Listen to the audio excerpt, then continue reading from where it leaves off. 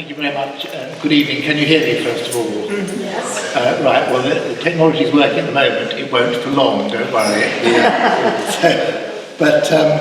I am very pleased to be here, both to be speaking here at St Saviour's, which is my local church, living in Becklow Road, but also to be supporting again the Upper Room, which I'm very proud to be a patron of. And Julian, when he was setting up the list of speakers and put me on at the end, and then suddenly realised it was 3 weeks before an election. That's what he said was absolutely true. He said, well, we can't have anything political, we can't have anything controversial at all. So, what about Palestine? So, my interest, I suppose it goes back about 40 years. People who are in their mid-50s like I am, would have grown up, and some of the main events, and not that Israel-Palestine is ever out of the news, the Six-Day War, the Yom Kippur War in 1973, and as soon as I became involved, which is over 30 years ago now, with the Labour Party, very strong links between the Labour Party and the Israeli Labour Party. So I suppose my interest came principally from the Israeli side all through that period of time. It was only when I got interested enough to begin to read around the subject that you realise there were two sides to the issue at all. You just didn't hear. It's different today, I appreciate, but you just didn't hear then the Palestinian side of it. But now you certainly can. But what really sort of transformed my view was, as Julian said, over the last 5 years, visiting. And if anybody, I don't know if people have visited, and by visit I mean not just perhaps visit as a tourist, but actually go to on a trip. There's a very good organisation, a friend of mine, Martin Linton, former MP for Battersea, runs, called Labour-Palestine, that takes people on political tours, as it were, of the occupied territories. And hopefully I can give Technology Works a flavour of that in some of the slides I'm going to show. But it is quite difficult to describe, and certainly everybody I know who has however much they've read up on the subject, however much they have an interest, until you actually go and see what life is like on the ground for Palestinians in the occupied territory, you really don't have a conception of what it's like. People often ask, why is there so much focus, given everything that is happening in the world, on Israel-Palestine?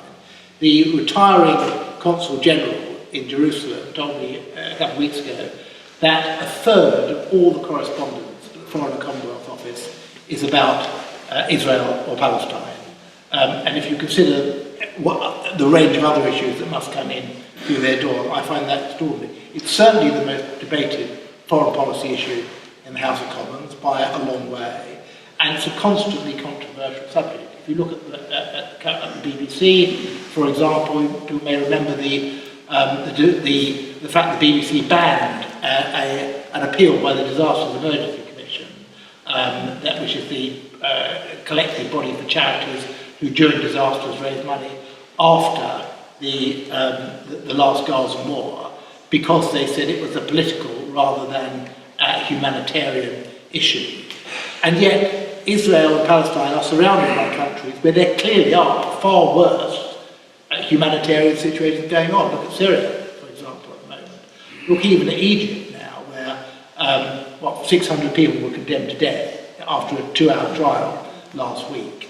And the question that constantly, I think, occurs, why is Israel and Palestine, relatively small, however important part of the world, why does it dominate politics and why does it dominate international relations so much? Well, I think there are a number of aspects which are unique in relation to it. The fight for independence, which is almost a post-colonial, but also, given what is happening in terms of settlements in Palestine, a current colonial struggle. In that sense, it's rare, if not unique. And the issue of occupation, which has continued in the West Bank and in Gaza now since 1967, is the longest continuous occupation anywhere in the world. I think the reason why it obsesses politicians and quite a lot of people outside politics is because it's an eminently solvable problem. It's a political problem. It's not primarily an economic problem. It's not primarily a geographical problem in that sense. It's a problem which is man-made and which could be solved if there was a will to solve it. And that's what makes people continue to want to do that. A little bit, just a little bit of history, not 3,000 years of history, in which the area which we now know as Palestine had been occupied by almost anybody because of its location, because of its fertility. Egyptian, Roman, Greek, Mongol, Jewish, of course, governments over that period of time. But then from about 634 AD, or in the Christian calendar, Islamic control of the area, with perhaps about a little bit of the Crusaders from time to time, up until 1516, when it becomes part of the Ottoman Empire, and it stays part of the Ottoman Empire for almost exactly 400 years thereafter. And generally speaking, like much of the Ottoman Empire, you have a very, very mixed population there. You have Jews, but you have Arabs, but you have many other Christians, you have many other races and religions as well.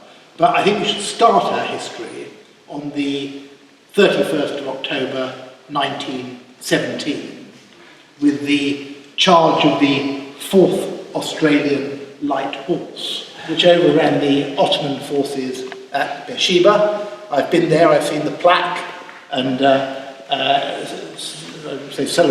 commemorating that event, and it unlocked Palestine to the invading Allied army, British Army of Allenby, which quickly led to British forces taking Jerusalem and the whole of Palestine, and led, not until 1922 in fact, but led de facto to the British Protectorate of Palestine, which lasted, of course, up until 1948 and the creation of the State of Israel.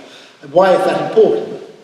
It's important because of what happened 2 days later, on the 2nd of November, which is when Arthur Balfour, the Foreign Secretary, wrote this letter. I'm going to read the letter because it's a very short letter, perhaps word for word, perhaps one of the most significant letters ever written.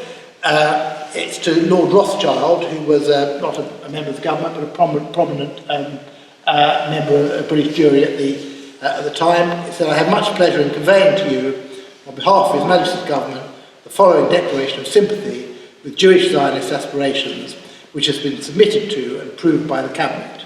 His Majesty's government view with favour the establishment in Palestine of a national home for the Jewish people and will use their best endeavours to facilitate the achievement of this object, it being clearly understood that nothing shall be done which may prejudice the civil and religious rights of existing non-Jewish communities in Palestine or the rights and political status enjoyed by Jews in any other country. I should be grateful if you would bring this declaration to the knowledge of the Zionist Federation." Yours, Arthur James Balfour. Quite a famous letter now, but quite a strange letter written, given the fact that at the time the British had rather said it was an Ottoman territory, had been for 400 years. The Jewish population in Palestine then was about 5%. The total population was well under 1 million, probably about 700,000, almost entirely either Arab Muslim or Arab Christian, and about 5%. So a curious letter. But what it led to throughout the Mandate period was not just an allowing but encouraging Jewish emigration, which went on, perhaps not surprisingly, up to the beginning of the Second World War, and then after the Second World War. So by the end of the Second World War, the population of Palestine was about 1.8 million, of which about 600,000 were Jews and the rest Arabs, either Muslim or Christian. There are about 1.5 million they self-describe themselves Palestinians living in Israel, according to the Palestinians in 1948. About 700,000 Palestinians fled Israel in 1948 to refugee camps in either the West Bank or Lebanon or Iraq or Jordan, or joined the diaspora. So there are now about 5 million Palestinians in the diaspora. i.e. outside Israel and Palestine. There are about 8 million Jews around the world who are living outside Israel. The interesting thing is, every one of those 8 million Jews has the right to go to Israel and become a citizen of Israel. None of the 5 million Palestinians, the diaspora, all of whom are the descendants of people who originally lived in Palestine, have the right to return. And it's probably one of the biggest sticking points. There are 3 or 4 main sticking points. There is clearly a disparity in terms of rights there. I think there's one central fact to bear in mind. It's that, and this should not really be an issue. It's not, there is no, under international law, there is no right whatsoever for the Israelis to be occupying the West Bank or Gaza.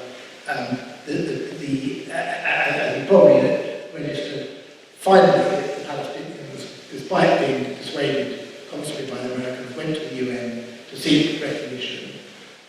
Can't get recognition because, as a full state because the Americans have vetoed that at the Security Council. But by, I think, about 240 to 9 votes for some abstentions in the UN, got recognition as far as Palestine could, as a state.